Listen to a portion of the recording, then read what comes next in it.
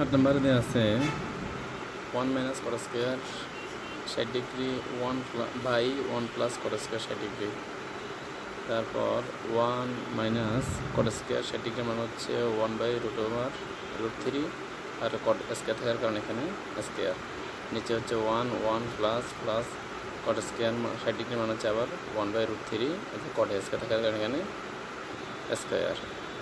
তারপর পরের লাইনে তোমার 1 মাইনাস রুটের স্কোয়ার চলে গেছে, এই জন্য 1/3। নিচে সেম 1 প্লাস রুটের চলে গেছে 1/3।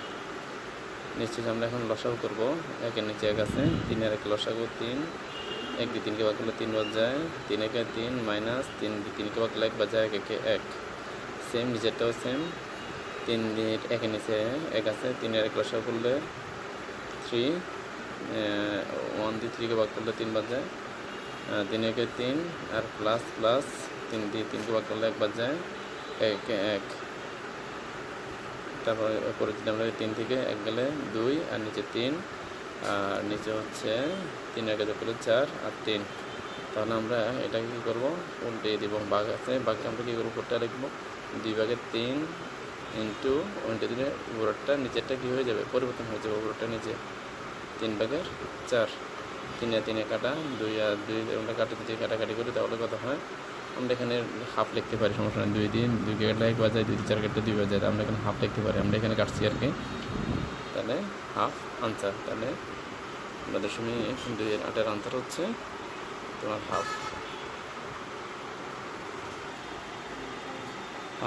9 নম্বরে আছে tan 45 degree into sine square 60 degree into tan 30 degree into tan 60 degree.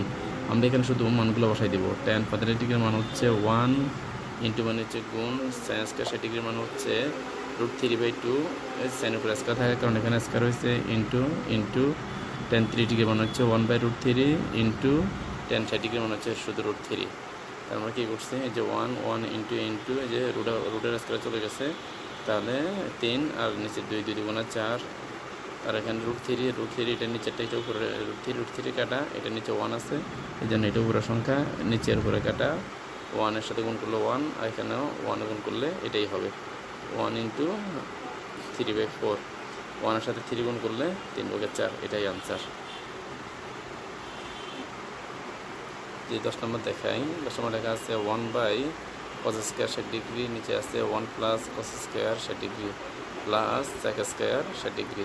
তাহলে এখানে আমরা ওই যে 8 নম্বর যেটা করছি এটার অনুরূপ 1 মাইনাস cos স্কোয়ার 60 ডিগ্রি মানে হচ্ছে 1/2 মানে হাফ, cos-এর উপর স্কোয়ার থাকার কারণে হচ্ছে স্কোয়ার, নিচে 1 প্লাস cos-এর উপর স্কোয়ার থাকার কারণে cos স্কোয়ার আর প্লাস sec স্কোয়ার মানে হচ্ছে sec স্কোয়ার 60 ডিগ্রি মানে হচ্ছে 2, sec-এর উপর স্কোয়ার থাকার কারণে এখানে 2। এখানে 1 প্লাস 1-এর উপরে তোমার বর্গ হলে 1 হয়, 2 2 4, এখানে সেম 1 প্লাস 1/4 প্লাস মানে যে আমরা 2 প্লাস কাছে 2 রেখে দিলাম এটা।